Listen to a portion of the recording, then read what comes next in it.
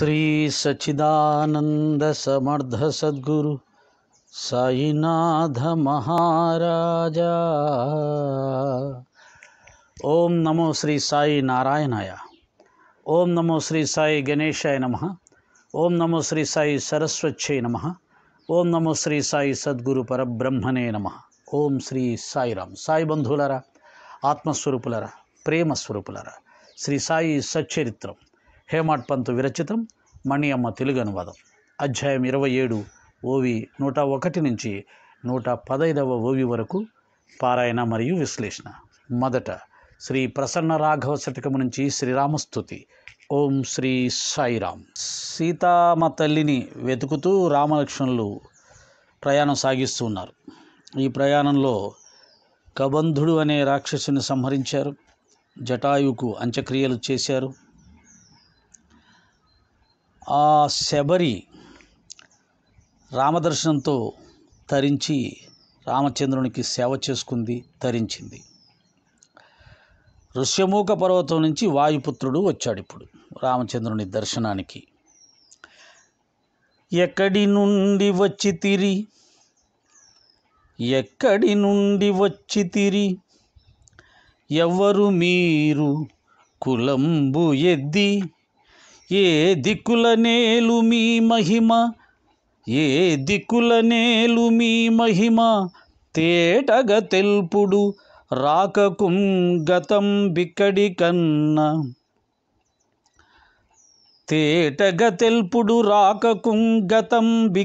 కన్నా, లక్ష్మణుడు ఈతడు రాముడటంచు, సర్వముం చక్కగ స్వీయమౌ కథను చాటి వచించే ప్రసన్న రాఘవా.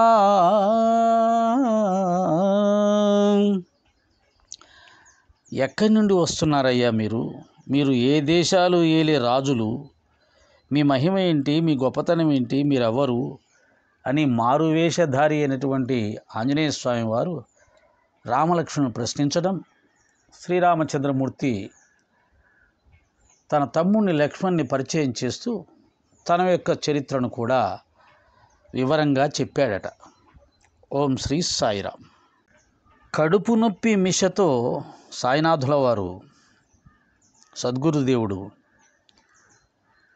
రామదాసిని సోనాముఖి తెమ్మని బయటికి పంపించి అతను నిత్యము పారాయణ చేసే విష్ణు సహస్రనామం అనే గ్రంథాన్ని శ్యామకి ఇచ్చే ప్రయత్నం చేస్తూ ఉండడం, ఆ సందర్భంలో విష్ణు సహస్రనామం యొక్క మహత్తును, గొప్పతనాన్ని అద్భుతంగా వివరించి చెప్పడం మనం తెలుసుకున్నాం. అయితే రామదాసి కోపిష్టివాడు, అతని గ్రంథం నాకెందుకు, మా ఇద్దరికి అనవసరంగా గొడవ పెట్టాలని చూస్తున్నాడు బాబా, నాకు అక్కర్లేదు, అందులో నాకు సంస్కృతం చదవడం కూడా రాదు అని చెప్పి శ్యామ మొండికేయడం కూడా మనం తెలుసుకున్నాం. ఈ సందర్భంలోనే రామదాసి తిరిగి వచ్చాడు సోనాంకి తీసుకొని. అప్పుడు అన్నాచెంచనీకర్ అనే ముక్కుసూటిగా మాట్లాడే వ్యక్తి నారదుడిలా అక్కడ జరిగిన విషయాన్ని రామదాసికి తెలియచెప్పడం జరిగింది. ఇంతవరకు నిన్న మనం తెలుసుకున్నాం. ఇప్పుడు తర్వాత చూద్దాం. రామదాసు అసలే కోపిష్టి, ఆ పైన నారదుని చెప్పుడు మాట. ఇక ఆ అపూర్వ సందర్భాన్ని యథార్థంగా ఎవరు వర్ణించగలరు? కుతర్క బుద్ధి గల రామదాసుకి మొదలే మాధవరావుపై సంశయం. నా పుస్తకాన్ని కాజేయడానికి నీవే బాబాను మధ్యవర్తిగా చేశావు అని అన్నాడు. సోనాముఖి విషయం మర్చిపోయి మాధవరావుపై విరుచుకుపడ్డాడు. నిగ్రహించుకోలేనంత ఎక్కువ క్రోధావేశంతో బాగా తిట్లను కురిపించాడు. కడుపు నొప్పి అన్నది ఒట్టి సాకు. నీవే బాబాను పురికొల్పావు. నీ కళ్ళు నా పుస్తకాలపై పడ్డాయి. నా వద్ద ఇదేం సాగదు. నా పేరు రామదాసు, వీరుణ్ణి, నిర్భయుణ్ణి. బుద్ధిగా నా పుస్తకాన్ని తిరిగి ఇవ్వకపోతే నీ ఎదుటే తల బద్దలు కొట్టుకొని రక్తం చిందిస్తాను. నీ దృష్టి నా పుస్తకంపై పడింది. నీవే ఈ కపట నాటకమంతా ఆడి బాబాపై రుద్ది ఏమీ ఎరగనట్టున్నావు. ఇది ఆ మహానుభావుడి వాగ్ధాటి, క్రోధం. మాధవరావు ఎన్నో విధాల నచ్చ చెప్పినా రామదాసు శాంతించలేదు. అప్పుడు మాధవరావు సౌమ్యంగా శాంతంగా అన్నది వినండి.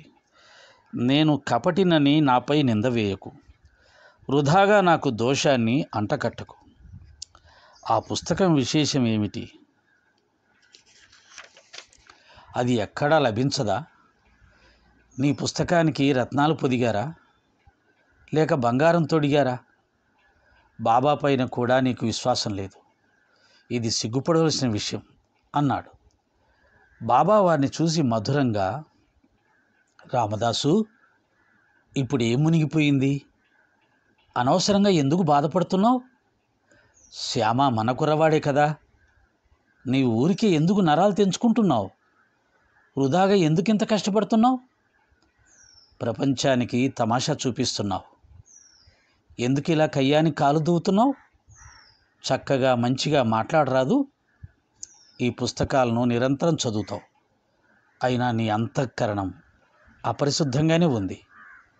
ప్రతిరోజు ఆధ్యాత్మ రామాయణం చదువుతావు, విష్ణు సహస్రనామవర్తనం చేస్తావు, కానీ నిరంకుశ స్వభావాన్ని విడిచిపెట్టవు. పైగా రామదాసుని చెప్పుకుంటావు. నీవు ఎటువంటి రామదాసు అయ్యా? నీకు అన్నిటి యందు అనాసక్తి ఉండాలి, కానీ నీకు పుస్తకంపై నీ మోహం పోలేదు. నీ ప్రవర్తనను ఏమనాలి? రామదాసుకి మమత ఉండరాదు. చిన్న పెద్ద అందరి యందు సమతాభావం ఉండాలి.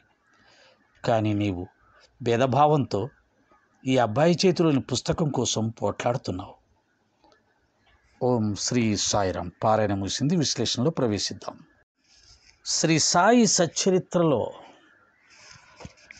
మానవులలో ఉండే సహజ స్వభావాలను కొన్ని సందర్భాల్లో బాబాగారు చాలా చక్కగా ఎత్తి చూపించి వారిని సరిచేసుకోమని చెప్పారు. అటువంటి సంఘటనలు సందర్భాల్లో ఇదొక ముఖ్యమైన సందర్భం. ఎన్ని పుస్తకాలు చదివినా, ఎన్ని తీర్థయాత్రలు చేసినా, ఎంత ముక్కు మూసుకొని తపస్సు చేసినా, ధ్యానం చేసినా, పూజలు చేసినా, సత్సంగాలు చెప్పినా, ఈ కోపం అనే దాన్ని నిగ్రహించుకోవడం మాత్రం కష్టం. కోపం సహజంగా ఉన్నవాడి కోపం జీవితాంతం ఉంటుంది. అందుకని దాన్ని బట్టే పుట్టుకతో వచ్చిన బుద్ధులు పుడకల దాకా ఉంటాయి, పోవు. అవి కాల్చినప్పుడే పోతాయి. నీలో పిసినారితనం ఉందా? పిసినారితనం తొంగి చూస్తూనే ఉంటుంది. నువ్వు దాన్ని ఎంత అణుచుకోవాలని చూసినా ఏదో ఒక సమయంలో అది వచ్చి నిన్ను భ్రష్టు పట్టేస్తుంది, నేను కింద పడేస్తుంది. ఆ గుణాన్ని జయించాలనే ప్రయత్నం నువ్వు చేయవచ్చు, అయినా కానీ అది ఏదో ఒక సందర్భంలో నిన్ను పడేయడానికి సిద్ధంగా ఉంది. కారణం అది నీ పుట్టుకతో వచ్చినటువంటి బుద్ధి. అయితే అసలు జయించడానికి అవకాశం లేదా? ఉంది. దానికి తగిన సాధన చేసినప్పుడు మాత్రమే అది సాధ్యమవుతుంది. చిన్న పావునైనా పెద్ద కర్రతో కొట్టాలి. ఈ ఇంద్రియాలన్నీ పెద్ద పెద్ద మహాసర్పాలు, మహాభూతాలు. పంచభూతాల నుంచి ఏర్పడ్డవి పంచేంద్రియాలు. కాబట్టి అంత తొందరగా లొంగుతాయా? చిన్న పావుని పెద్ద కర్రతో కొట్టమన్నారు. మరి పెద్ద భూతాన్ని దేంతో కొడతావు? గురు అనుగ్రహంతో వచ్చిన జ్ఞానంతో మాత్రమే కొట్టగలవు. గురు అనుగ్రహంతో సుమా ఉట్టి జ్ఞానం కాదు, పుస్తక జ్ఞానం కాదు, ఎవరితో చెప్తే విన్న జ్ఞానం కాదు. గురువును ఉపాసించి, గురువును సేవించి, గురువును ప్రసన్నం చేసుకొని, గురు అనుగ్రహాన్ని పొంది ఆ తర్వాత నువ్వు చేసే సాధన ద్వారా మాత్రమే అది సాధ్యమవుతుంది. గురువు వినా మనస్సును అధీనం తెచ్చుకోవడం ఎవరికి సాధ్యం కాదు. కనుక కామం అన్నిటికంటే మొట్టమొదటిది, అన్నిటికంటే భయంకరమైంది, అన్నిటికీ కారణమైంది. క్రోధం రెండవది, కామం కంటే కొద్దిగా తక్కువ, కానీ మిగతా నాలుగింటికంటే చాలా పెద్దది. లోభం ఈ రెండింటికంటే కొద్దిగా చిన్నది, కానీ మిగతా మూడింటికంటే పెద్దది. కామ, క్రోధ, లోభాలు నరక ద్వారాలు. ఈ మూడిటిని నిగ్రహించుకోగలిగితే మిగతా మూడు చాలా సులభం. ఎందుకంటే ఈ మూడు చాలా పెద్దవి, చాలా శక్తివంతమైనవి. మూడింటిని జయించగలిగిన శక్తి నీకు వచ్చినప్పుడు నీ శక్తి ముందు మిగతా మూడు తల వంచుతాయి. కాబట్టి భగవద్గీత చెప్పింది కూడా కామ, క్రోధ, లోభాలు ఈ మూడు నరక ద్వారాలు. మోహం అంటే ప్రేమ, ఇష్టం, నేను నాది అనేది. మదం, నేను అది నేను ఇది నేను అంతటి వాడిని, ఇంతటి దాన్ని, నేను ఒక మాట అంటే పడను, నేను అంత ఖచ్చితంగా ఉంటాను, ఇంత ఖచ్చితంగా ఉంటాను, నా కులం ఇది, నా మతం ఇది, నా అధికారం, నా ధనం, ఇవి ఈర్ష్య ఆఖరిది. ఆ ఈర్ష్య ఆఖరిది. అసలు అది దానికి కారణమే ఉండదు, అది అవసరమే లేదు, ఎవరికి అవసరం లేదు. అది వాడెవడో బాగుపడుతుంటే నీకెందుకు బాధ, కానీ మనం బాధపడతాం చిత్రంగా. వాడు బాగుపడితే నీకు వచ్చే నష్టం ఏంటి? ఏ నష్టం లేదు, అయినా కానీ మనం బాధపడతాం. ఎవరినైనా పొగుడుతుంటే మనకు నచ్చదు, మనకు ఈర్ష్య వచ్చేస్తుంది. వాడిని పొగిడితే నీకే నష్టం, కానీ వస్తుంది. దీన్ని జాగ్రత్తగా ఆలోచిస్తే అది అవసరం లేని ఒక గుణం, అనవసరంగా వచ్చే గుణం. దాన్ని వదిలేస్తే మనకు పోయేది ఏం లేదు.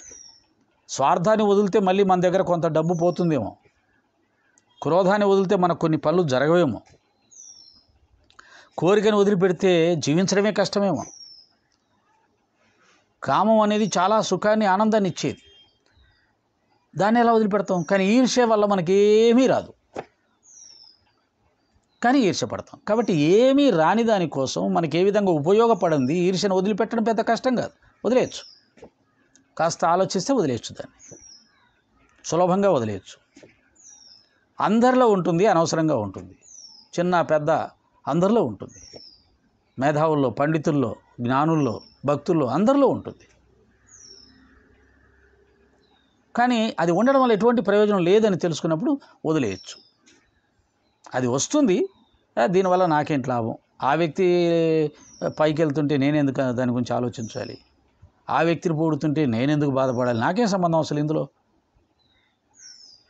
పోద అవతలకి అని చెప్పి దాన్ని వదిలేసేసి మనం కూడా ఆ వ్యక్తి 4 మాటలతో పొగిడితే సరిపోతుంది. ఎవరైనా బాగుపడుతుంటే మనం కూడా సంతోషపడితే సరిపోతుంది. ఓ భగవంతుడా, సాయినాథా, వాళ్ళని చక్కగా ఆశీర్వదించావు, వాళ్ళు చక్కగా డెవలప్ అవుతున్నారు, 3 అంతస్తుల నుంచి 7 అంతస్తులు, 7 అంతస్తుల నుంచి 10 అంతస్తులు, కార్లు, పొలాలు సంపాదించుకుంటున్నారు, సంతోషం. ఏ విధంగానే సంపాదించుకొని నాకెందుకు, పాపమో పుణ్యమో అతను అనుభవిస్తాడు, నాకెందుకు, బాగుపడుతున్నారు, సంతోషంగా ఉన్నారు, సంతోషం, చాలా సంతోషం బాబా, నేను కూడా ఆనందిస్తున్నాను అని అనుకుంటే అయిపోయా. ఇలా ఈర్ష్యను చాలా సులభంగా జయించవచ్చు, కానీ మిగతావి కొద్దిగా కష్టం. వాటిల్లో 3 చాలా కష్టం, కామ, క్రోధ, లోభాలు చాలా కష్టం. కాబట్టి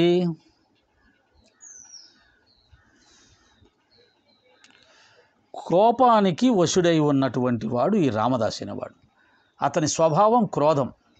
కొంతమందికి ఊరికనే కోపం వస్తుంది, చిన్న మాట తేడా వస్తే కోపం వస్తుంది, చిన్న ఇబ్బంది కలిగితే కోపం వస్తుంది, చిన్న అసౌకర్యం కలిగితే కోపం వస్తుంది, చిన్న తప్పు పడితే కోపం వస్తుంది. వాళ్ళని కోపిష్టివాడు, ముక్కు మీద కోపం అంటారు. అటువంటి వాటిల్లో ఈ రామదాసు కూడా ఒకడు. కనుకనే అతనికున్న ఆ బలహీనతను తెలియచెప్పి, అసలు ఆధ్యాత్మికం అంటే ఏంటి, భక్తి మార్గం అంటే ఏంటి తెలియచెప్పి అతన్ని పవిత్రుని చెయ్యాలి, అతని ఆధ్యాత్మికంగా ముందుకు వెళ్ళేలా చేయాలని గురుదేవుడు సంకల్పించారు. కారణం ఏంటి? ఆయన నమ్ముకొని ఆయన మసీదులోకి వచ్చి కొన్ని నెలల నుంచి పారాయణం చేస్తున్నాడు. మరి తన మీద నమ్మకంతో, భక్తితో తన దగ్గరకు వచ్చిన వాడిని ఉద్ధరించటం గురువు యొక్క బాధ్యత కదా. అతను ఎటువంటి వాడైనా కావచ్చు, అతను ఎటువంటి వాడైతే గురువుకేం సంబంధం? అసలు చెడ్డవాళ్ళనే కదా మంచి వాళ్ళగా మార్చేది గురువు.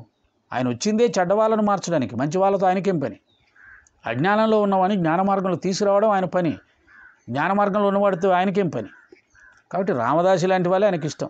అందుకనే ఈ సంఘటన క్రియేట్ చేసింది రామదాసికి జ్ఞానోపదయం కలిగించడానికి, అతని అజ్ఞానాన్ని పోగొట్టడానికి, అదే సమయంలో విష్ణు సహస్రనామం యొక్క గొప్పతనాన్ని ప్రపంచానికి తెలియచేయడానికి, శ్యామాను ఉద్ధరించడానికి. 3 ఉన్నాయి దీంట్లో ప్రయోజనాలు. ఇంతకుముందు చెప్పుకున్నాం కదా, ఒక్క దెబ్బకు 3 పిట్టలు కొడతారు బాబాగారు. రామదాసు అసలే కోపిష్టి, ఆ పైన నారదుని చెప్పుడు మాట. ఇక అపూర్వ సందర్భాన్ని యథార్థంగా ఎవరు వర్ణించగలరు అంటే అక్కడ అంత రాద్ధాంతం జరిగింది, ఊహించలేనంత రాద్ధాంతం. అప్పుడప్పుడు టీవీ చర్చలో చూస్తుంటాం కదా, రాజకీయ నాయకులు తమను తాము మర్చిపోయి ఇక ఏం మాట్లాడతారో తెలియదు, అక్కడ లక్షలాది మంది చూస్తుంటారు అనేది కూడా గుర్తుండదు. ఇష్టారాజ్యంగా అబద్ధాలు ఆడతారు, ఇష్టారాజ్యంగా కొట్లాడతారు, ఇష్టారాజ్యంగా నోటికి వచ్చిన అనకూడని మాటలు మాట్లాడేస్తారు, పరువు పోగొట్టుకుంటారు. కారణం క్రోధం. కనుక అక్కడ జరిగిన సన్నివేశాన్ని వర్ణించడం ఎవరి వల్ల అవుతుంది అంటున్నాడు, అంత గొప్పగా జరిగింది. కుతర్క బుద్ధి గల రామదాసుకి మొదలే మాధవరావుపై సంశయం. అంటే ఇక్కడ రామదాసులో చాలా అవలక్షణాలు ఉన్నాయి. కుతర్క బుద్ధి అంటే తర్కం చేస్తాడు. తర్కం ఎక్కడి నుంచి వస్తుంది? అహంకారం వస్తుంది. నాలాంటి వాడు ఎప్పుడు తర్కం చేస్తుంటాడు. ఎందుకు? ఎక్కడి నుంచి వస్తుంది? అహంకారం. అహంకారం ఎక్కడి నుంచి వస్తుంది? జ్ఞానంలోంచే వస్తుంది. నాకు అన్నీ తెలుసు, నాకే తెలుసు అనే జ్ఞానంలోంచి అహంకారం వస్తుంది. ఆ అహంకారం నుంచే తర్కం వస్తుంది. ఆ తర్కంగా ఉంటే పర్లేదు సత్యాన్ని నిరూపించడానికి. కానీ అవతల వాడిని ఎలాగైనా ఓడగొట్టాలి కాబట్టి అడ్డదిడ్డంగా ఏది పడితే అది తీసుకొచ్చేసి అవతల వాడిని ఓడించడం అనేది కుతర్క బుద్ధి. అతనికి అటువంటి కుతర్క బుద్ధి ఉందట. నా పుస్తకాన్ని కాజేయడానికి నీవే బాబాను మధ్యవర్తిగా చేసావు అన్నాడు. ఓహో, నాకు ఇప్పుడు అర్థమైంది. ఈ విష్ణు సహస్రం గ్రంథాన్ని నువ్వు తీసుకోవాలని సంకల్పించి మోసం చేసి నన్ను బయటికి పంపించావు బాబా ద్వారా. సోనాముఖి విషయం మర్చిపోయి మాధవరావుపై విరుచుకుపడ్డాడు. గురుదేవుడు సాయినాథుల వారు సోనాముఖి తెమ్మన్నాడు అనే విషయాన్ని మర్చిపోయాడు. లేకపోతే అది తీసుకొచ్చి బాబాని ఇచ్చేవాడు. అది కాదు, అతని పుస్తకం పోయిందని తెలియగానే అన్ని విషయాలు మర్చిపోయాడు. అక్కడ బాబా ఉన్న విషయం మర్చిపోయాడు, బాబా కడుపు నొప్పి సంగతి మర్చిపోయాడు, తెచ్చిన మందు గురించి మర్చిపోయాడు. కోపం సర్వాన్ని నాశనం చేస్తుంది, బుద్ధిని భ్రష్టు పట్టిస్తుంది. క్రోధోద్భవతి సమ్మోహ సమ్మోహ స్మృతి విభ్రమ స్మృతిభ్రంశాత్ బుద్ధినాశ. క్రోధం వల్ల సమస్తం నాశిస్తుంది అని చెప్పి భగవద్గీత కృష్ణుడు చెప్పాడు. అదే జరిగింది ఈయనకి. నిగ్రహించుకోలేనంత ఎక్కువ క్రోధావేశంతో బాగా తిట్లను కురిపించాడు. ఊగిపోయాడు. కొంతమంది ఎక్కువ కోపం ఉన్న వాళ్ళని చూస్తుంటే ఊగిపోయి నరాలని బిగబట్టి ఇంకా కళ్ళు తిరిగి పడిపోతారు అన్నట్టు ఉంటుంది. ఆ పరిస్థితి అతనికి వచ్చింది. బాగా తిట్లను కురిపించాడు. కడుపు నొప్పి అన్నది ఒట్టి సాకు. నీవే బాబాను పురికొల్పావు. నీ కళ్ళు నా పుస్తకాలపై పడ్డాయి. నా వద్ద ఇదేం సాగదు. నా పేరు రామదాసు, వీరుణ్ణి, నిర్భయుణ్ణి. బుద్ధిగా నా పుస్తకాన్ని తిరిగి ఇవ్వకపోతే నీ ఎదుట అలా బద్దలు కొట్టుకొని రక్తం చెందిస్తాను. నీ దృష్టి నా పుస్తకంపై పడింది. నీవే ఈ కపట నాటకమంతా ఆడి బాబాపై రుద్ది ఏమీ ఎరగనట్లున్నావు. ఇది ఆయన పరిస్థితి. ఇంకా పళ్ళు పటపట కొరుకుతున్నాడు. పళ్ళల్లోంచి రక్తం కూడా కారుతుండేది కొంతమందికి. అయినా ఊగిపోతూనే ఉంటారు. పడిపోతారేమో, గుండె అయిపోతే చచ్చిపోతాం, కానీ కంట్రోల్ కారు. అలాంటి పరిస్థితి ఉంది ఇతనికి. నా పేరు రామదాసు, వీరుడంట. రామదాసుడికి వీరుడికి తేడా తెలియదు పాపం. అంటే రామదాసు అనగానే ఆంజనేయ స్వామి గుర్తొస్తారేమో. ఆంజనేయ స్వామి వీరుడు కాబట్టి రామదాసులందరూ వీరుల్లాగా ఆంజనేయ స్వామిలాగా అందరి మీదకి యుద్ధానికి వెళ్ళి కొట్టి అదే రాముడి యొక్క భక్తికి లక్షణం, భక్తుల లక్షణం అనుకుంటారేమో. కాదు, రామదాసుడు అని అంటే దాసుడే. రాముడికి దాసుడయ్యాడంటే లెక్క ప్రకారంగా అందరిలో ఉన్న రాముడికి దాసుడిగా ఉండాలి. అందరిలో రాముని చూడగలగాలి. అందరిలో రాముడు ఉన్నాడు కాబట్టి అందరికీ దాసుడిగానే ఉండాలి. ఆంజనేయ స్వామి వీరుడే. రాక్షసులను సంహరిస్తాడు, రాక్షసుల మీదకి వెళ్తాడు, కానీ రామభక్తుల మీదకి వెళ్ళడు, సాధు సత్పురుషుల మీదకి వెళ్ళడు, మామూలు మనుషుల మీదకి వెళ్ళడు. అంతేగాని రామదాసుని కాబట్టి నేను ఆంజనేయ స్వామితో సమానం, నేను కొడితే అందరూ చచ్చిపోతారు అన్నట్టుగా ప్రవర్తిస్తే అతను రామదాసు కాదు, రాక్షసుడు అవుతాడు. కాబట్టి ఇతని అవగాహన రామదాసు అనేది వీరుడు అనేది సరిగ్గా అవగాహన లేదు అతనికి. పోనీ ఒకటి అదృష్టం, నేను వీరుణ్ణి సూర్యుడిని కాబట్టి శ్యామాని అంతు తెలుస్తాను, నిన్ను కొట్టి చంపుతాను అల్లా, నా తల బద్దలు కొట్టుకుని నేను చచ్చిపోతాను అన్నాడు. కాబట్టి ఆయన వీరత్వం ఏంటో అక్కడే తెలిసిపోతుంది. కొంతమంది ఉంటారు, నేను చంపుతా నరుకుతా అని మీదికి పోతారు, చివరికి వచ్చేసరికి ఇదే అంటారు, నేను చచ్చిపోతా అంటారు అన్నమాట. అలా రకరకాల కోపంలో రకరకాల వేషాలు వేస్తుంటారు, రకరకాల భావభావాలు పలికిస్తుంటారు. అందులో ఈయన అలా కనబడుతున్నాడు. వీరుడైన వాడు అవతల వాళ్ళని చంపుతారు, కానీ తాను చస్తాడా? అంటే ఇక్కడ నేను వీరుణ్ణి సూర్యుని అంటున్నాడు, తిరిగి నేను చచ్చిపోతాను అంటున్నాడు. తల బద్దలు కొట్టుకొని చచ్చిపోతాను, రక్తం చిందిస్తాను అంటున్నాడు. ఒక అందుకు సంతోషమే. ఇతరులకు హాని చేసే లక్షణం లేదు పాపం, మంచిదే. మాధవరావు ఎన్నో విధాల నచ్చ చెప్పిన రామదాసు శాంతించలేదు. అప్పుడు మాధవరావు సౌమ్యంగా శాంతంగా అన్నది వినండి. మాధవరావు చాలా చెప్పాలని ప్రయత్నం చేశాడు, కానీ వినిపించుకోలేదు. అప్పుడు మాధవరావు నెమ్మదిగా సౌమ్యంగా ప్రశాంతంగా ఇలా అన్నాడంట. ఎంత గొప్పగా అన్నాడు, ఎంత సౌమ్యంగా అన్నాడు. అవతలవాడు అంత ఎగురుతూ ఉంటే, చెయ్యని నేరం మీద ఆపాదించి నోటికొచ్చినట్టు తిడుతూ ఉంటే ఎవరైనా శాంతంగా ఉండగలుగుతారా? కానీ మాధవరావు కూడా నిజంగా కొంత కోపం ఉన్నవాడే. కానీ బాబా సాన్నిధ్యం వల్ల, బాబా ప్రబోధాల వల్ల అతను శాంతాన్ని కూడా సాధించాడేమో అనిపిస్తుంది. అనవసరంగా అభాండం వేసి అంతంత మాటలు అంటుంటే కూడా కోపం రాకుండా మాధవరావు చాలా సౌమ్యంగా మాట్లాడడం చాలా గొప్ప లక్షణం. ఇది మనం నేర్చుకోవాలి. ఎవరైనా మన మీద అభాండం వేసి ఒక మాట అంటే, మనం చెయ్యని తప్పుని చేసినట్టుగా అంటే నిజంగా ఆ సమయంలో అందరికీ కోపం వస్తుంది. ఒకవేళ తప్పు చేస్తే ఏదన్నా అంటూ ఉంటే పర్వాలేదు, కానీ తప్పు చేయకుండానే అంటే చాలా కోపం వస్తుంది ఎవరికైనా. కానీ దాన్ని కూడా జయించి ఆ సందర్భంలో కూడా నెమ్మదిగా మాట్లాడడం రావడమే గురు అనుగ్రహానికి నిదర్శనం. అటువంటి గురు అనుగ్రహం శ్యామకు లభించింది. అటువంటి గురు అనుగ్రహాన్ని మనం కూడా పొందాలి. జీవితంలో సాధించాల్సింది ఇదే. ఎవరైనా మనం తప్పు పడితే మనం కోపగించుకోకుండా, బాధపడకుండా, సౌమ్యంగా, నెమ్మదిగా వారికి చెప్పగలిగితే మనం సాధించినట్టే. దురదృష్టం కొద్దీ ఇది సాధించడం చాలా కష్టం, చాలా కష్టం. కోపాన్ని నిగ్రహించుకోవడం, కామాన్ని నిగ్రహించుకోవడం, లోభాన్ని చాలా కష్టం, ఇంతకుముందు చెప్పినట్టుగా. కానీ సాధించాలి. అది సాధించే వరకు నువ్వు ఆధ్యాత్మికంలో ఒక్క మెట్టు కూడా ఎక్కలేవు. మాధవరావు రామదాసితో ఇలా అంటున్నాడు. అతని మీద అపనిందలు వేసి నోటికొచ్చినట్టుగా దూషించాడు కదా. అప్పుడు ఆయన ఆ అపనిందలకి, అతని యొక్క దూషణలకి కోపగించుకోకుండా ఎంత సౌమ్యంగా అంటున్నాడో వివరించాడు. ఇదే నేర్చుకోవాల్సింది. జీవితం అంతా కష్టపడైనా సరే సాధన చేసి ఎదుటి వాళ్ళు మనం రెచ్చగొడుతున్నా, అవమానిస్తున్నా, తప్పుపడుతున్నా నెమ్మదిగా మాట్లాడడం వస్తే మనం జీవితాన్ని జయించినట్లే. నేను కపటినని నాపై నింద వేయకు, వృధాగా నాకు దోషాన్ని అంటకట్టకు. ఆ పుస్తకం విశేషం ఏమిటి? అది ఎక్కడ లభించదా?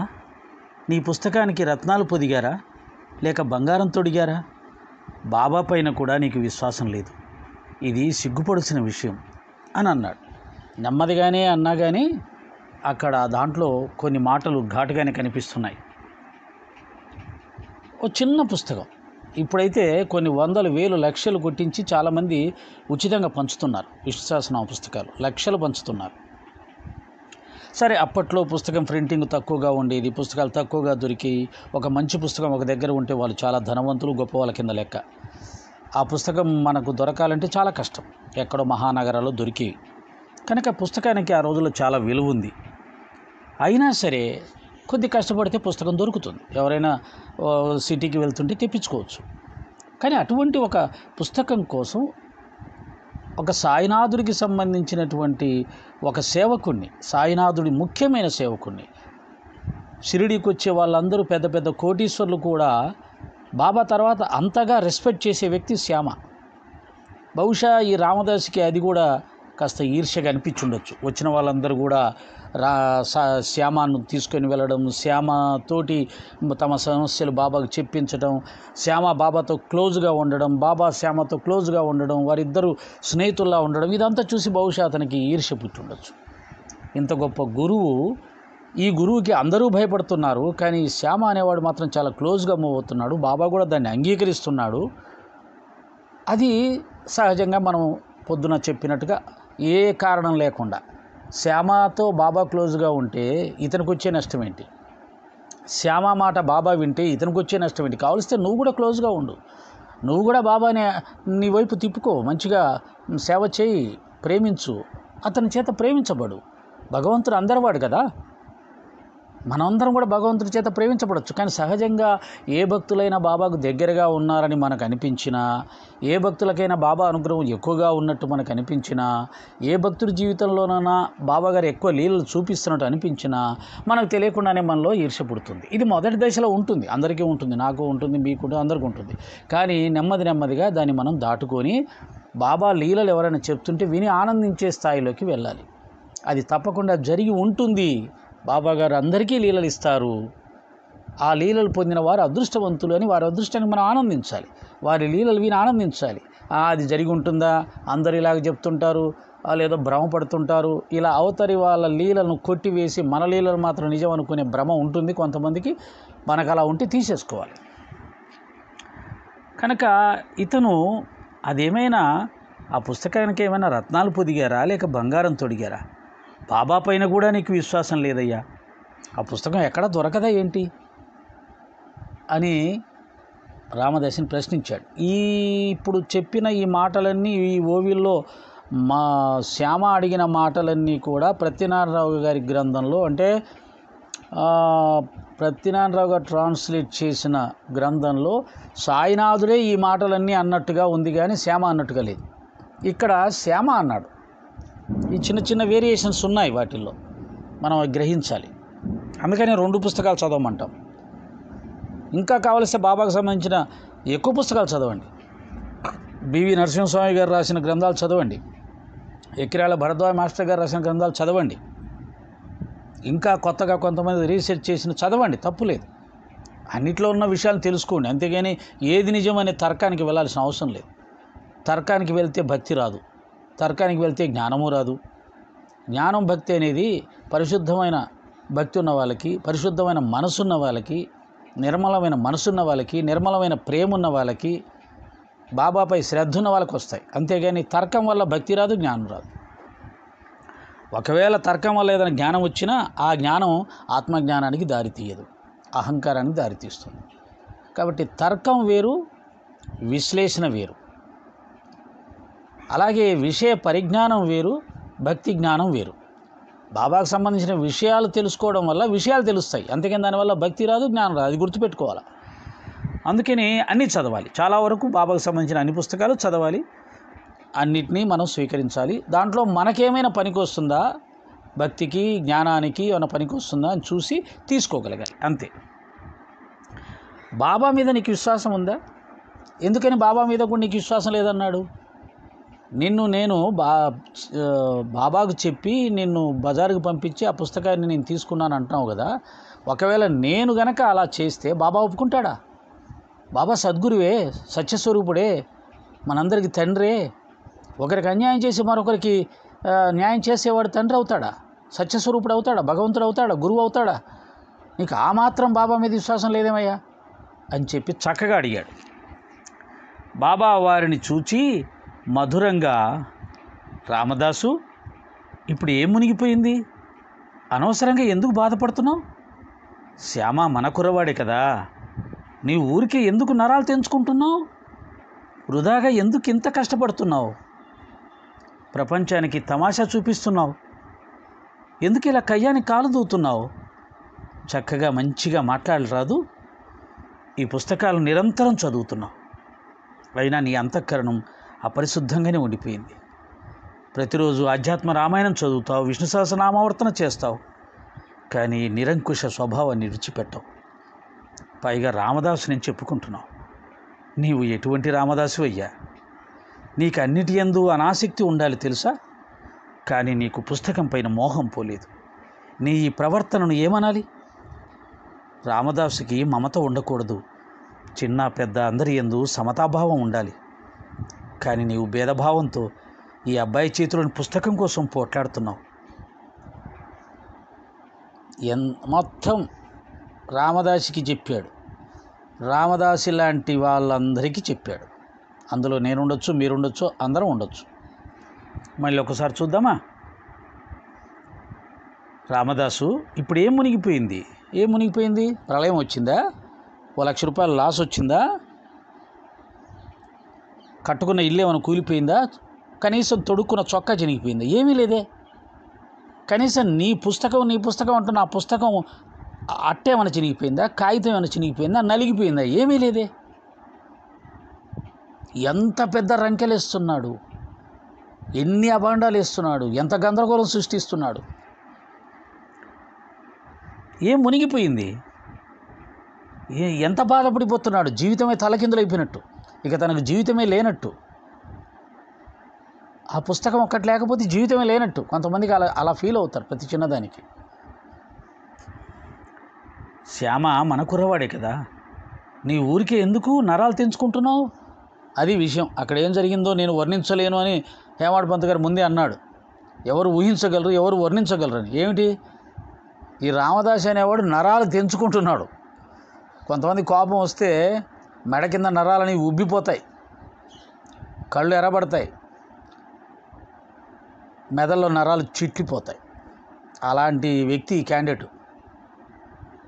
మళ్ళీ చక్కగా స్నానం, బొట్లు, చక్కటి వస్త్రాధరణ, కాషాయ వస్త్రం, త్రిపుండ్రాలు, గ్రంథపఠనం. ఆహా, ఇంకెంతకంటే ఏం కావాలి భక్తుడికి, భక్తురాలికి? అదే భక్తుడిని, భక్తురాలిని నిరూపించేది కాదు. క్యారెక్టర్, మనసు, శాంతం, సహనం, ప్రేమ, త్యాగం, సేవ, ఇవి కదా భక్తుడికి ఉండాల్సిన లక్షణాలు. అది బాబాగారు ఇక్కడ నిరూపించదలిచాడు. నరాలు తెంచుకుంటున్నావు కానీ ఏం కొంప మునిగిందిరా నీకు? వృధాగా ఎందుకు ఇంత కష్టపడుతున్నావు, ఏమైందని, అనవసరంగా ఎందుకు కష్టపడుతున్నావు? అంతే కదా, వృధా కష్టం, ఏమాత్రం అవసరం లేనిది. ఎంతో పీకల మీదకి వస్తే కోపాన్ని ప్రదర్శించాలి. మన పెద్దలు చెప్తారు, సామ, దాన, భేద, దండోపాయం. దండోపాయం అనేది తిట్టడం కానీ, అరవడం కానీ, కొట్టడం కానీ ఎప్పుడు చేయాలి? 4 స్టెప్పులు చేయాలి. ఏ విషయం జరిగినా, ఎంత పెద్ద విషయం జరిగినా ఫస్ట్ మొదటిది నెమ్మదిగా చెప్పి చూడాలి, నెమ్మదిగా అడిగి చూడాలి. రెండోది 10 రూపాయలు పోతే పోయింది, 10 రూపాయలు తగ్గించుకో, 10 రూపాయలు తగ్గించుకొని ఇవ్వయ్యా, లేదా 10 రూపాయలు మనమే ఇచ్చి సరే వదిలేసి పోనీలే వెళ్ళు అని వదిలించుకోవాలి. ఆ రెండుకి వినపోతే భేదం, ఇలా అయితే కష్టం అబ్బాయి, మనం కలిసి ఉండడం కుదరదు ఇంకా అని ఇది కూడా నెమ్మదిగానే చెప్పాలి. జరగబోయేదాన్ని వివరించాలి. మనం కలిసి ఉండే అవకాశం ఉండదు, ఇంకా మన స్నేహం విడిపోతుంది. నేను నీ మీద యాక్షన్ తీసుకోవాల్సి వస్తుంది, కోర్టుకు వెళ్ళాల్సి వస్తుంది, పోలీస్ స్టేషన్లో రిపోర్ట్ ఇవ్వాల్సి వస్తుంది, ఆ తర్వాత నీ పరిస్థితి ఇలా అవుతుంది, జాగ్రత్త. ఇదంతా కూడా నెమ్మదిగా శాంతంగా చెప్పాలి. అలా చెప్పినప్పుడు వాడు వింటాడు, ఆలోచిస్తాడు. నువ్వు ఎగిరావా, అయిపోయింది, వాడు ఎగురుతాడు, ప్రయోజనం శూన్యం. ఇప్పుడు కూడా వినకపోతే అప్పుడు దండోపాయం. ఇది మన యొక్క హిందూ ధర్మంలో చెప్పే విధి విధానం ఏదైనా సమస్యను పరిష్కరించడంలో. అదేమీ లేదు, అతను చెప్పాడు, అది నిజమా అబద్ధమా, సద్గురు సాయినాథుల వారు ఉన్నారు, ఆయన అడుగుదాం పోనీ. బాబా ఏం జరిగింది బాబా, ఎందుకు బాబా నా పుస్తకం ఆయనకి ఇచ్చారంట, మరి నేనేం చదువుకోవాలి బాబా, నాకు చాలా ఇష్టం బాబా, కావలిస్తే అతనికి ఇంకో పుస్తకం కొనిస్తాను బాబా, దయచేసి మీరు ఆ పుస్తకాన్ని మాత్రం నాకు ఇప్పించండి బాబా. ఇది కదా గురువు దగ్గర ప్రవర్తించాల్సిన విధి విధానం. ఎదురుగా గురువు ఉన్నాడు, ఆ గురువు సన్నిధానంలో పారాయణం చేస్తే తరిస్తాననుకున్నాడు, ఆధ్యాత్మిక జాగృతి కలుగుతుంది అనుకున్నాడు, గొప్ప స్థితి వస్తుంది అనుకున్నాడు. అందుకనే తన ఊరు ఇల్లు వదిలిపెట్టి మసీదులో ఉంటున్నాడు, తలుపులు తాళాలు లేని మసీదులో ఉంటున్నాడు, బాబాతో పాటు ఉంటున్నాడు. సంసారాన్ని వదిలి ఊరు వదిలి వచ్చింది ఎందుక? ఇక్కడికి ఎందుకు వచ్చావు? ఏదైనా ఒక క్షేత్రానికి వెళ్ళొచ్చు కదా, పండరో త్రయంబకో వెళ్ళి అక్కడ చదువుకోవచ్చు కదా. సద్గురు సాయినాథుడి సన్నిధానంలో చదివితే చాలా గొప్ప ఫలితం వస్తుంది అని వచ్చాడు. ఏ సద్గురువునైతే నమ్ముకొని వచ్చావో, ఏ సద్గురువు పాద సన్నిధిలో ఉంటే పుణ్యం వస్తుందన్నావో, ఆ సద్గురువు అక్కడ ఉండగానే నోటికి వచ్చినట్లుగా మాట్లాడటం, అహంకరించటం, నరాలు తెగిపోయేలాగా అరవడం. మామూలుగా పెద్ద చిన్న అనేది ఎలా ఉంటుందండి? ఎవరైనా పెద్దవాళ్ళు ఉంటే అక్కడ చాలా చిన్నగా మాట్లాడాలి అనేది సంస్కారవంతులకు తెలుస్తుంది. పెద్దవాళ్ళున్నా, ఎంత పెద్దవాళ్ళున్నా నోటికి వచ్చినట్టుగా అన్ని చోట్ల ఒకే రకంగా మాట్లాడే వాళ్ళు కొంతమంది ఉంటారు. వాళ్ళు వివేక శూన్యులు అంటారు. వాళ్ళని ఎవరు ఇష్టపడరు. వాళ్ళు వస్తున్నారంటే భయపడతారు, వీళ్ళు ఎలా వదిలించుకోవాలరా అనుకుంటారు. కనుక వివేకం ఉన్నవాడు ఏం చేస్తాడంటే ఎప్పుడు ఎక్కడ ఎవరితో ఎలా మాట్లాడాలో తెలిసినవాడు వివేకవంతుడు. పెద్దవాళ్ళు ఉన్న చోట స్వరం తగ్గించి నెమ్మదిగా మాట్లాడాలి, సంస్కారం. పెద్దవాళ్ళు ఎవరూ లేకుండా సమానమైన వాళ్ళు ఉంటే వాళ్ళతో కాసేపు సరదాగా మాట్లాడుకోవచ్చు. కానీ పెద్దవాళ్ళు ఉన్న దగ్గర మాత్రం నోరు పెంచకూడదు అనే వివేకం ఉండాలి. అత్తమామలు ఉన్న చోట కోడలు పెద్దగా మాట్లాడకూడదు. తల్లిదండ్రులు ఉన్న చోట కుమారుడు పిల్లలు పెద్దగా మాట్లాడకూడదు. గురువులు ఉన్న చోట, పెద్దలు ఉన్న చోట, పండితులు ఉన్న చోట, నాయకులు ఉన్న చోట పెద్దగా మాట్లాడకూడదు. అది మర్యాద, అది సంస్కారం. కనీస సంస్కారం లేదు. జగద్గురువు పరమాత్మ, అనంతకోటి బ్రహ్మాండ నాయకుడు, ప్రపంచమంతా విఖ్యాతిగాంచిపోయినటువంటి సద్గురు సాయినాథు అందుకని ఆయన దగ్గరికి వచ్చాడు. కానీ కోపం ఆయన కళ్ళని కమ్మేసింది, మెదడుని పని చేయకుండా చేసింది. స్మృతి భ్రంశాత్ క్రోధోద్భవతి సమ్మోహ, సమ్మోహ స్మృతి విభ్రమ, స్మృతి బ్రహ్మ బుద్ధినాశ అన్నాడు కదా.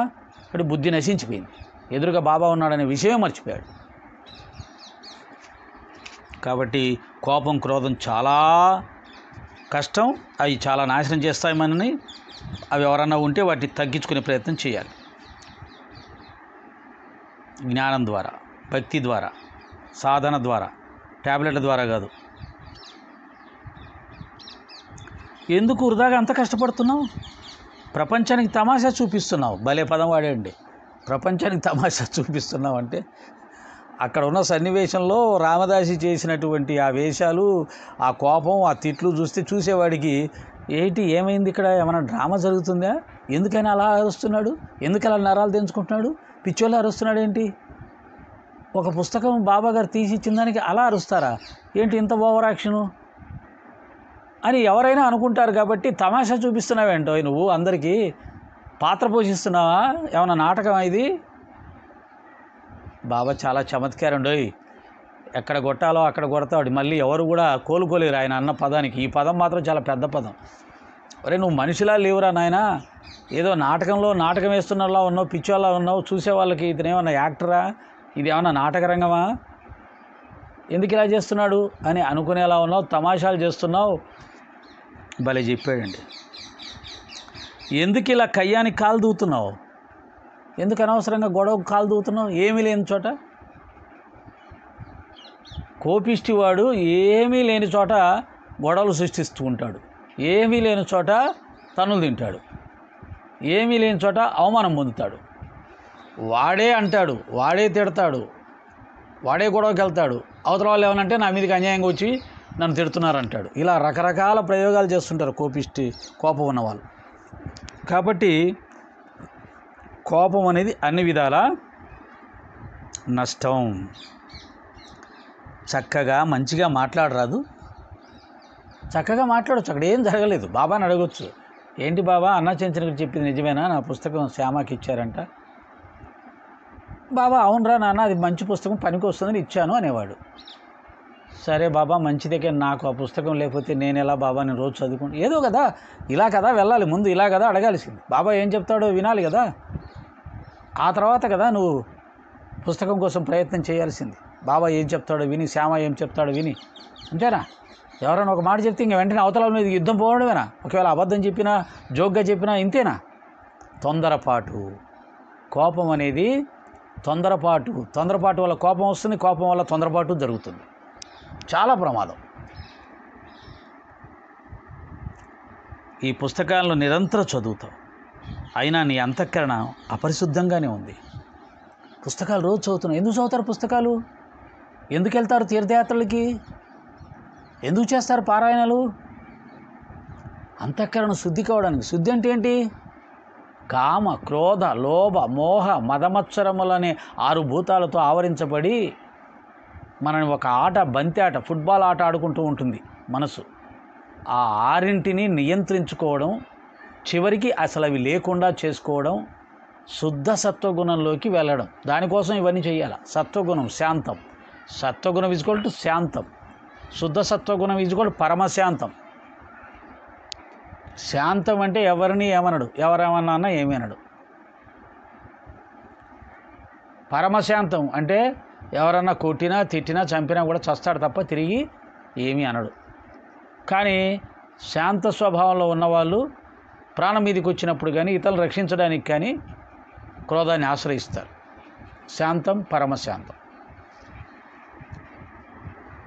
కాబట్టి ఈ పుస్తకాలు చదివినా, పారాయణాలు చేసినా, వ్రతాలు చేసినా, యజ్ఞయాగాదాలు చేసినా, తీర్థక్షేత్రాలకు వెళ్ళినా, ఏమి చేసినా అంతఃకరణ శుద్ధి కోసం, అరిషడ్వర్గాల్ని రూపుమాపుకోవడం కోసం, పరమశాంతంగా తయారవడం కోసం.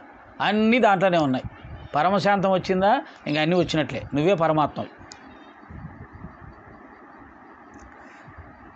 ఇన్ని పుస్తకాలు చదువుతున్నావు, అయినా నీ అంతఃకరణం అపరిశుద్ధంగానే ఉంది. ప్రతిరోజు ఆధ్యాత్మ రామాయణం చదువుతావు, విష్ణు సహస్రనామావర్తనం చేస్తావు, కానీ నిరంకుశ స్వభావాన్ని విడిచిపెట్టవు.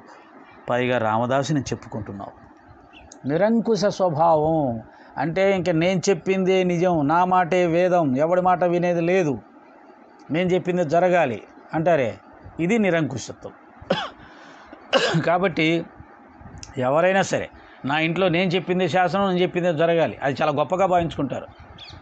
మా ఇంట్లో నేను చెప్పింది శాసనం రా, నేను చెప్పింది ఇంకా ఎవడు కాదని ప్రసక్తే లేదు, నేనేం చెప్తే అది ఫాలో అవ్వాల్సిందే, నాకు ఎదురు లేదు అంటే నువ్వు అంత భయంకరమైన అహంకారివి, దుర్మార్గుడివి. దాని ఫలితం నువ్వు భవిష్యత్తులో అనుభవిస్తావు ఖచ్చితంగా. కనుక నా మాటకు ఎదురు లేదు, తిరుగు లేదు అనేది గొప్పతనం కాదు.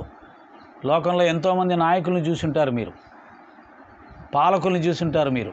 నిరంకుశత్వంతో వ్యవహరించిన వాళ్ళందరూ చివరి దశలో ఎటువంటి మరణాన్ని పొందారు, ఎటువంటి స్థితిని పొందారు, అలాగే వారి జీవితంలో ఎన్నిసార్లు అవమానాలు పొందారు, అన్నీ తెలుస్తాయి. కాబట్టి నిరంకుశత్వం, డిక్టేటర్షిప్, నా మాటే శాసనం, నేను చెప్పిందే జరగాలి, నా మాటకి ఇంట్లో ఎదురు లేదు, నేను చాలా గొప్ప అని అనుకుంటే అటువంటి వాడు చివరి దశలో ఫలితం అనుభవిస్తాడు. ఇది అహంకారానికి పరాకాష్ట. నీ నిరంకుశ స్వభావాన్ని విడిచిపెట్టవు. కాబట్టి రామదాసుకి నిరంకుశ స్వభావం ఉంది, అందుకనే అంత కోపం. బాగా కోపం ఉన్నవాడికి నిరంకుశత్వం ఉంటుంది, నేను చెప్పిందే జరగాలి.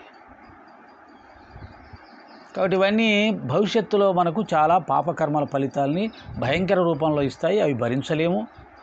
అటువంటి కోపిస్టులు, అటువంటి నిరంకుశ స్వభావం ఉన్నవాళ్ళు చివరి దశలో పడే బాధలు వర్ణనాతీతం. వాడిని ఎవరు దగ్గర తీయరు, ఎవరు ప్రేమగా మాట్లాడరు, ఎవరు సేవ చేయరు. వాడి కర్మని వాడు వదిలేస్తారు. ఎందుకంటే వాడు అన్నీ బాగున్నప్పుడు అందరినీ హింసించాడు, ఎవడి మాట వినలేదు, అందరినీ బాధ పెట్టాడు. కాబట్టి ఎవరికి వాళ్ళ మీద జాలి ఉండదు, అనుభవించాల్సింది తప్పదు. పైగా రామదాసుని చెప్పుకుంటున్నావు, వేశాడు దెబ్బ బాబాగారు. రామదాసుని, సాయిదాసుని అని చెప్పుకుంటాం. నాలంటోడు సాయిదాసు అని చెప్తాడు, ఇంకొక ఆయన రామదాసు అని చెప్తాడు. నువ్వు దాసు అని పేరు పెట్టుకుంటే కాదు, దాసు లక్షణాలు ఉన్నాయా? అహంకారం లేకుండా ఉన్నావా? ఇతరులు ఏమన్నా అంటే ప్రశాంతంగా దాన్ని స్వీకరిస్తావా? నెమ్మదిగా మాట్లాడడం వచ్చా? ఎవరన్నా ఏమంటే అవమానం పొందకుండా ఉంటావా? లేదు, అందరిలాగే చిటపట్లాడుతుంటావా? పేరు ఎందుకు పెట్టుకోవడం? ఊరికి సాయిదాసు, రామదాసు, ఆ దాసు, ఈ దాసు అని పెట్టుకోవడమే. కానీ ముక్కు మీద కోపం ఉంటుంది, ఏం లాభం? పనికిరాదు. కాబట్టి పేరులో ఏమి లేదు, మనసులో ఉంది. పేరుకు వన్నె తెచ్చేది మనసు. పేరుకు వన్నె తీసుకొచ్చేలా ఉండాలి. మనం కృషి చెయ్యాలి, సాధన చెయ్యాలి, సాధించాలి. ఏం సాధించాలి? పరమశాంతం సాధించాలి. నీవు ఎటువంటి రామదాసువయ్యా? నీకు అన్నిటి యందు అనాసక్తి ఉండాలి. నువ్వేం రామదాసువయ్యా? రామదాసు అంటే ఏమనుకున్నావు? వైరాగ్యం ఉండాలి. వైరాగ్యం అంటే ఏంటి?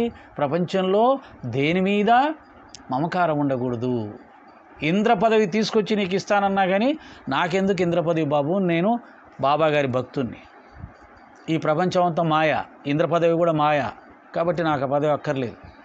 నేను ఎప్పుడు భగవద్భక్తుడిగా జీవిస్తే చాలు, భగవద్గుని ధ్యానంలో ఉంటే చాలు, భగవన్నామ సంకీర్తన చేస్తే చాలు అన్న దాని మీద స్థిరపడిపోయి నిలబడిపోవాలి. అది వైరాగ్యం,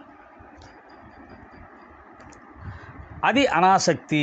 రామదాసుకి అనాసక్తి ఉండాలి, కానీ నీకు పుస్తకం పైన మోహం పోలేదు.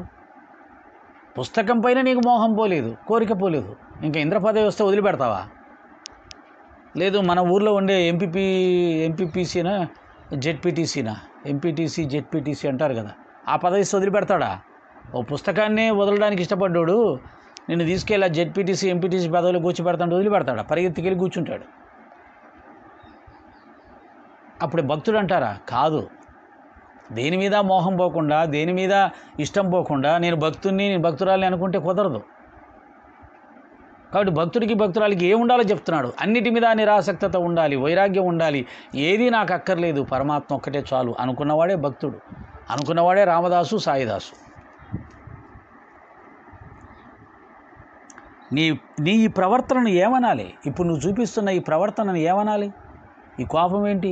ఈ నరాల్చించుకోవడం ఏంటి? ఈ గొడవ ఏంటి? ఈ అపవాదులేంటి? మంచి చెడు లేకుండా శ్యామతో అలా మాట్లాడడం ఏంటి? శ్యామ మనవాడు కాదా? ప్రేమగా మాట్లాడడం లేవా? శత్రుతో మాట్లాడు, అలా ఎందుకు మాట్లాడుతున్నావు? ఇప్పుడు ఏం కొంప మునిగింది? ఏ నష్టం వచ్చింది? ఏ కష్టం వచ్చింది? ఏమీ లేదు. రామదాసుకి మమత ఉండకూడదు. అంటే రాముడి యొక్క దాసుడికి, రామదాసు, కృష్ణదాసు, సాయిదాసు ఎవరైనా సరేనండి, భక్తిలో ఉన్నవాడు, భక్తి మార్గాన్ని ఎంచుకున్న వాళ్ళు, స్త్రీ కానీ పురుషుడు కానీ దేని మీద మమకారం ఉండకూడదు. వాళ్ళనే భక్తులు అంటారు. చిన్న పెద్ద అందరి యందు సమతాభావం ఉండాలి.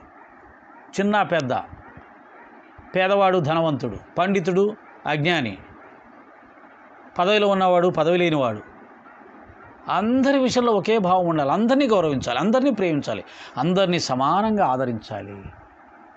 అది సమత. కానీ నీవు భేదభావంతో ఈ అబ్బాయి చేతులను పుస్తకం కోసం పోట్లాడుతున్నావే. కానీ నువ్వు భేదభావంతో, అంటే శ్యామ అనే అతను ఎవరో మామూలు వ్యక్తి అనుకున్నావా? లేదు, నీకంటే శత్రువు అనుకుంటున్నావా? నీకంటే వేరనుకుంటున్నావా? శ్యామ మనవాడే, నా భక్తుడు, నా శిష్యుడు, నువ్వు నావాడివే. మీరందరూ అన్నదమ్ములు అనుకోవాలి కదా, ఎందుకు అలా అనుకోలేకపోతున్నావు? ఎందుకు భేదభావాన్ని చూపిస్తున్నావు? శ్యామ అంటే ఎందుకు నీకు శత్రుత్వం? ఇందాక చెప్పానుగా, అదే ఈర్ష్య. శ్యామ మాట బాబా వింటున్నాడు, అందరూ శ్యామను రెస్పెక్ట్ చేస్తున్నారు, అది చూసి భరించలేకపోయాడు. అందుకే అతని భేదభావం వచ్చింది. శ్యామ వేరు, నేను వేరు. శ్యామకు అసలు ఏం తెలుసు, ఏమొచ్చు? నాలాగా స్నానం చేశాడా, నాలాగా బొట్లు పెట్టుకున్నాడా, ఎప్పుడన్నా నాలాగా ఇలా పారాయణ చేశాడా శ్రద్ధగా? ఏమి చేయడు. ఎందుకు ఆయనకు అందరు రెస్పెక్ట్ ఇస్తున్నారు? ఎక్కడో ఆయనకు అలాంటి భావాలు వచ్చాయి, అందుకే అంత కోపం వచ్చింది. లేకపోతే ఎందుకు వస్తుంది ఊరికే? మనకు పడని వ్యక్తుల మీద ఏదైనా ఒక చిన్న అవకాశం దొరికితే ఇంక రెచ్చిపోతాం అన్నమాట. అది ఒక సైకాలజీ. మనకు పడని వ్యక్తులు ఎప్పుడు దొరుకుతారా అని చూస్తాం. చిన్న విషయం దొరికితే పెద్దగా రెచ్చిపోతాం. అంతే, వాళ్ళ మీద మన కక్ష పెరిగిపోయి ఉంది. ఎప్పుడు కక్కాలని చూస్తుంటాం అన్నమాట. కాబట్టి ఇళ్లల్లో అత్తలు, కోడళ్ళు, ఆఫీసులో ఆఫీసరు, పనిచేసే వాళ్ళు, వీళ్ళ మధ్యలో ఇవి ఉంటాయి. టైం కోసం కాసుకొని ఉంటారు. చిన్న తప్పు దొరకగానే ఇందాక చెప్పినట్టుగా తమాషాలు చేసినట్టుగా ఎవరు ఊహించరు. ఎందుకు అంత సీరియస్ అవుతున్నాడు అర్థం కాదు. అలా ఉంటుంది అన్నమాట కొంతమంది ప్రవర్తన. ఈ రామదాసి కూడా అలాంటి ఈర్ష్య ఎక్కడో బాగా ఉంది. అవకాశం వచ్చింది, శ్యామ మీద ఎగిరిపడ్డాడు. అందుకని బాబాగారు, పుస్తకాలు చదివితే కాదు నాయనా, బొట్లు దిద్దుకుంటే కుదరదు నాయనా, పారాయణాలు చేస్తే కుదరదు నాయనా, తీర్థయాత్రలు చేస్తే కుదరదు నాయనా, భక్తుడికి శాంతం ఉండాలి, సహనం ఉండాలి, సమభావం ఉండాలి, ప్రేమ ఉండాలి, ఉత్తమ గుణాలు ఉండాలి. అప్పుడే భక్తుడు అవుతాడు తప్ప పెద్ద పెద్ద పుస్తకాలు సంవత్సరాల తరబడి పారాయణాలు, 100,000 పారాయణాలు చేస్తే ఏమీ లాభం లేదు నాయన అని ఆయనని అడ్డం పెట్టుకొని మనందరికీ చెప్పాడు సాయినాథుల వారు. ఓం శ్రీ సాయిరామ్. సాయి బంధువులరా, నిన్నటి రోజున లోపల నామాన్ని జపించేవారు ఉత్తములలోకెల్లా ఉత్తములు అని చెప్పిందని విశదీకరించే ప్రయత్నంలో హృదయస్థానం అంటే ఆత్మస్థానాన్ని, ఆ సాధనా పద్ధతిని చెప్పే తొందరలో కాస్త కొద్దిగా తేడా చెప్పాను. ఏంటంటే ఆత్మ కానీ హృదయం కానీ ఎద అంటే గుండె వచ్చేసి ఎదకు కుడివైపున 1 ఇంచున్నర దూరంలో ఉంటుంది. ఎడమవైపున ఉంటుంది గుండె. ఓకే. కానీ ఆత్మ అనేది, హృదయస్థానం అనేది మన యొక్క ఎదకి అంటే మధ్య భాగం ఉంటుంది కదా, ఎద అనేది, ఆ ఎదకి కుడివైపున 1 అంగుళం పక్కన ఉంటుంది, మధ్యలో కాదు. దీన్ని ప్రాక్టికల్గా చూడాలనుకున్న వాళ్ళు ఎవరైనా సరే మీ యొక్క ఏమన్నారు ఇందాక, మధ్యస్థానానికి, ఎద మధ్యస్థానానికి కుడివైపు అంటే ఊపిరితిత్తులు కుడివైపు లెఫ్ట్ సైడ్ 2 పక్కల ఉంటాయంటారు కదా, ఆ విధంగా కుడివైపు చెయ్యి పెట్టుకొని మీరు ఏదైనా గట్టిగా మాట్లాడడం కానీ, లేదా ఏదైనా స్తోత్రం చదవడం కానీ, లేదా పాట పాడడం కానీ చెయ్యండి. అలా చేసేటప్పుడు మీ చెయ్యి కుడివైపు ఎద మీద పెట్టుకొని చెయ్యండి. అప్పుడు మీరు మాట్లాడుతూ ఉంటే ఆ పక్కన వైబ్రేషన్స్ వస్తాయి, అంటే మీ చేతికి వైబ్రేషన్ తగులుతుంది. దీన్ని బట్టి మాట ఎక్కడి నుంచి వస్తుంది అని రమణ మహర్షి గారు చెప్పింది సత్యం. మాట ఆత్మ నుంచే వస్తుంది, హృదయం నుంచే వస్తుంది, శ్వాస కూడా అక్కడి నుంచే వస్తుంది అనడానికి అన్ని సాక్ష్యాలు దొరుకుతాయి, ప్రాక్టికల్గా తెలుస్తుంది. అదే లెఫ్ట్ సైడ్ పెట్టుకొని చూడండి, మీరు మాట్లాడేటప్పుడు గుండె ఉన్న ప్రాంతంలో చేపెట్టుకొని చూడండి, ఏమాత్రం వైబ్రేషన్ ఉండదు. కానీ కుడివైపు పెట్టుకొని చూడండి, చక్కగా చెయ్యంతా కూడా కదులుతూ ఉంటుంది వైబ్రేషన్స్ తోటి, ఆ శబ్ద తరంగాలు తగులుతూ ఉంటాయి. కాబట్టి హృదయస్థానం, ఆత్మస్థానం ఎదకు కుడివైపున ఉంటుంది అని తెలుసుకోవాల్సిందిగా ప్రార్థిస్తున్నాను. ఓం శ్రీ సాయిరామ్.